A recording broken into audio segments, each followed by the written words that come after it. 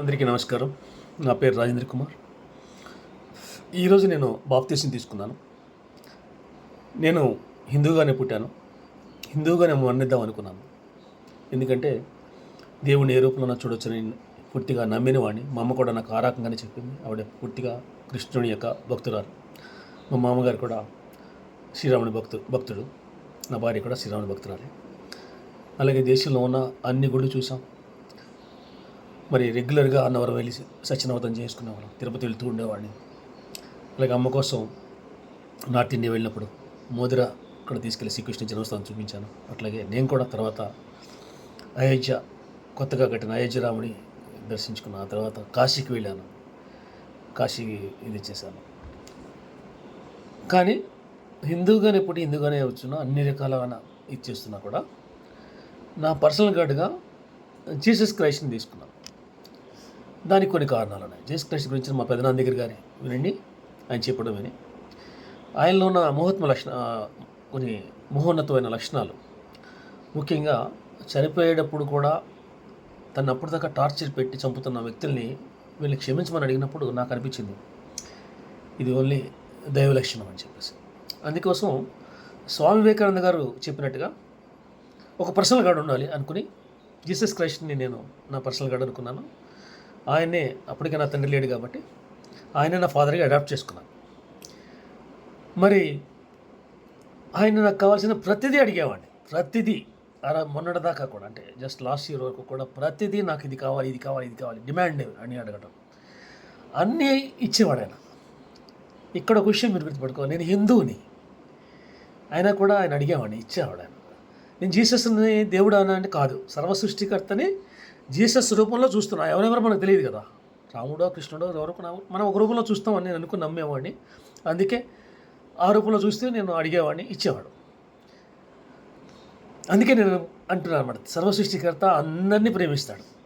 మీరు హిందువా, క్రైస్తవుడా, ముస్లిమా, లేక ఇంకో కూడా చూడరు, ఆయన మేము అందరినీ ప్రేమిస్తాడు. అందరి మీ కోరికలు అడిగినప్పుడు ఆయన చిత్త ప్రకారం మీకు ఇస్తాడు. మీ కోరికలు కూడా మీకు చాలా నెరవేరుతుంటాయి. ఎందుకంటే ఆయన బిడ్డలే కదా, మీరైనా ఎవరైనా కూడా ఆయన బిడ్డలే. కాబట్టి ఆయన క్రైస్తవులను ఒక రకంగా ఇంకొక రకంగా చూపించే దేవుడు కాదు.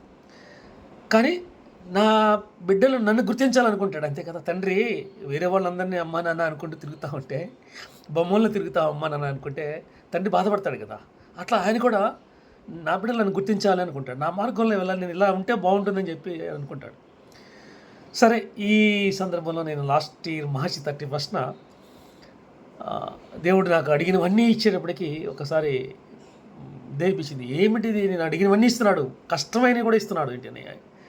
బస్సులో జర్నీ చేస్తున్నప్పుడు నా భార్య నిద్రపోతామని నేను దేవుడిని దండం పెట్టుకుని, అయ్యో తండ్రి అన్నీ ఇచ్చావు, అసలు నువ్వెవరు, నేను జీసస్ అంటున్నాను, సర్వసృష్టికర్తని, నువ్వెవరు నాకు తెలియాలి, నువ్వే నాకు కావాలి, నువ్వెవరో నాకు తెలియాలి, నువ్వే నాకు కావాలి అని చెప్పేసి నేను దేవుని ఏడుస్తూ ప్రార్థించాను. ఆ తర్వాత నాకు ఇమ్మీడియట్గా నాకు అర్థమైంది ఏంటంటే, నేను ప్యూర్గా ఉంటే తప్ప దేవుడు ఎవరో నాకు తెలియదు. అందుకే ఆ రోజు నుంచి ప్యూర్గా ఉండడానికి ప్రయత్నం చేస్తూ వచ్చాను. ప్యూర్గా ఉండడానికి ప్రయత్నం చేస్తూ ఉన్నాను. వేదాలు చదువుతున్నాను, భగవద్గీత చదివాను, ఖురాన్ చదివాను, బుద్ధాది ధర్మాలు చదివాను. అలాగే ఈ చాట్ జీపీటీల వాటిలో మిగతా జైన్ మతం గురించి, అన్ని మతాల గురించి, అందరి దేవుళ్ళ గురించి మొత్తం అంతా కూడా తెలుసుకుంటానే ప్రయత్నం చేస్తాను. ఫేస్బుక్ ఫ్రెండ్స్కి చాలామందికి తెలుసు, నేను అందులో ఉన్న మంచి అని రాశాను, చెడు ఎక్కడ రాయలేదు, మంచి రాశాను. ఆ ప్రాసెస్లో బైబిల్ స్టడీ కూడా నేను అటెండ్ అవుతా ఉన్నాను. బైబిల్ స్టడీలో ఒక టీం ద్వారా నేను బైబిల్ స్టడీ కూడా అటెండ్ అవుతాను. ఇదే వాళ్ళు చెప్తున్నారు కాబట్టి ఇంకా నేను వేరే బైబిల్ చదవట్లేదు. వాళ్ళు చెప్తున్నప్పుడు నాకు అర్థమైంది,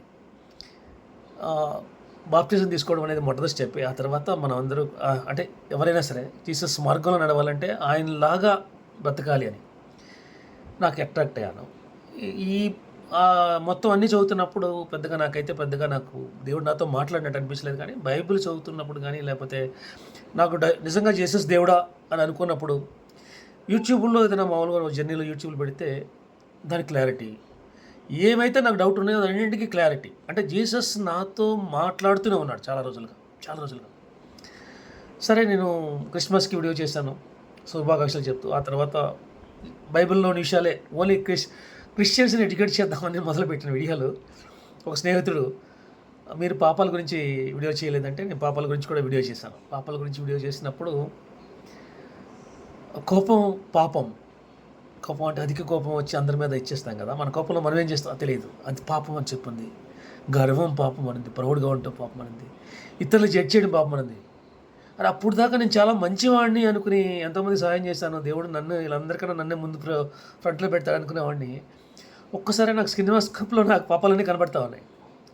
కనబడేటప్పటికి ఇంకొకసారి మళ్ళీ ఏడ్చి దేవుడికి, తండ్రి నేను ఇప్పుడు దాకా చాలా మంచివాడు అనుకున్నాను, నా పాపాలన్నీ నాకు చూపించావు, నా పాపాలన్నీ నన్ను క్షమించు అని చెప్పేసి దేవుడిని ప్రార్థించి, తర్వాత వెంటనే నాకు బైబిల్ ఇంకో వాక్యం, నువ్వు అన్నీ అడిగితే ఇచ్చిన దేవుడిని పరిశుద్ధాత్మ అడిగితే ఇవ్వడా అన్న. వెంటనే నన్ను పరిశుద్ధిగా ఉంచడానికి పరిశుద్ధాత్మ దేవుడిని ఇమ్మని అడిగాను. అక్కడి నుంచి జర్నీ ఎలా ఉందంటే, I was feeling tremendous happiness. బాధలు ఉంటాయి అని ఉంటాయి, అవన్నీ వేరు, కానీ బాధలు అవన్నీ ఇచ్చి మామూలుగానే హ్యాపీగా తీసుకుంటున్నాయి. సంతోషం, ఈ సంతోషం అందరికీ చెప్పాలి, స్నేహితులకి చెప్పాలి. చెప్తూనే ఉన్నా స్నేహితులకి, నేను చాలా హ్యాపీగా ఉన్నాను ఇవాళ. ఫ్రెండ్స్కి చెప్పాలి, అందరికీ చెప్పాలి. ఎందుకు హ్యాపీగా ఉన్నానంటే దేవుడిని నమ్మాను, దేవుడిని కనుగొన్నాను, రుచి చూసి కనుగొన్నాను. అందరిలాగా నాకు అద్భుతాలు చేశాడు కాబట్టి దేవుడిని నమ్మలా నేను. దేవుడు నాకు ఎవరో తెలియకముందే నా జీవితంలో ఎన్నో అద్భుతాలు చేశాడు. కానీ దేవుడిని అడిగి నువ్వెవరని కనుక్కున్నప్పుడు నేనే నిజమైన దేవుడిని అని చెప్పేసి జీసస్ నాతో మాట్లాడాడు. అనేక రకాలుగా అనేక సార్లు మాట్లాడిన తర్వాత నమ్మిన తర్వాత అప్పటికి మళ్ళీ నేను బాప్తిసం తీసుకో అవసరం లేదు అని నేను ముందుకు వెళ్తూ ఉన్నా. ఎందుకంటే దేవుడిని నమ్మితే చాలు, బాప్తిసం తీసుకున్న వాళ్ళందరూ నిజంగా ఉంటున్నారా వాళ్ళు అని ఫీలింగ్ నాకు తెలుసు కదా, ఈ ఆత్మకు తెలుసు అని చెప్పినప్పుడు మళ్ళీ బైబిల్లో దేవుడు ఇంకోసారి మాట్లాడాడు. నీకు తెలిసే కాదు, నువ్వు విట్నెస్ చెప్పాలి, అందరికీ చెప్పాలి కదా, విట్నెస్ అవ్వాలి కదా. పైగా జీసస్ ఆయనే స్వయంగా జాన్ బాప్టిస్ట్ దగ్గరికి వెళ్ళి ఆయన బాప్టిస్ట్ తీసుకుంటాడు. కాబట్టి ఆయన చెప్పింది చేయాలి. ఈ మేధస్సుతో దేవుడిని వెదక్కూడదు, ఈ మేధస్సుతో దేవుడి గురించి ఆలోచించకూడదు అని చెప్పి నమ్మి పూర్తిగా ఇక దేవుడి మీద ఆధారపడటం మొదలుపెట్టాను. చాలా హ్యాపీగా ఉన్నాను. ఈరోజు మా పాస్టర్ గారు బాప్తిసం గురించి ఒక మెసేజ్ చెప్పినప్పుడు, మిమ్మల్ని నాకు బాప్తిసం ఒకటి ఏమవుతుందని అడిగితే వెంటనే డెసిషన్ తీసుకోవటం, ఆ ప్రాసెస్లో ఈరోజు బాప్తిసం తీసుకోవడం జరిగింది. మరి స్నేహితులకి, మిత్రులకి, బంధువులకి అందరికీ కూడా మరి నా హ్యాపీనెస్ కానీ నా మాటలు కానీ పిచ్చివాళ్ళగా కనిపిస్తాయి. ఎందుకంటే నేను చాలామందిని నేను ఇలాగే పిచ్చివాళ్ళగా మాట్లాడుకునేవాడిని, వీళ్ళంతా ఒక రకమైన ట్రామాలో ఉంటారు వీళ్ళంతా అనుకునేవాడిని.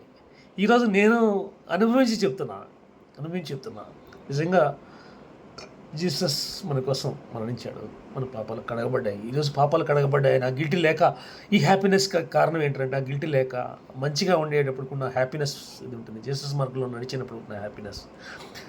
ఈ సాక్ష్యం చెప్తూ నా కోసం మీ అందరినీ కూడా ప్రేయర్ చేయమని, ఈ మార్గాన్ని విడవకుండా ఇలాగే ఇంకా మరి జీసస్ మార్గంలో నడుచు, జీసస్ నిజమైన బిడ్డగా ఆయన అయితే నేను అడాప్ట్ చేసుకున్నాను. ఇప్పుడైతే ఆయన బిడ్డగా నేను ఎదగటానికి ఇష్టపడేలాగా ఉండాలని మీరందరూ నా కోసం ప్రార్థన చేయమని కోరుకుంటూ సెలవు తీసుకున్నాను.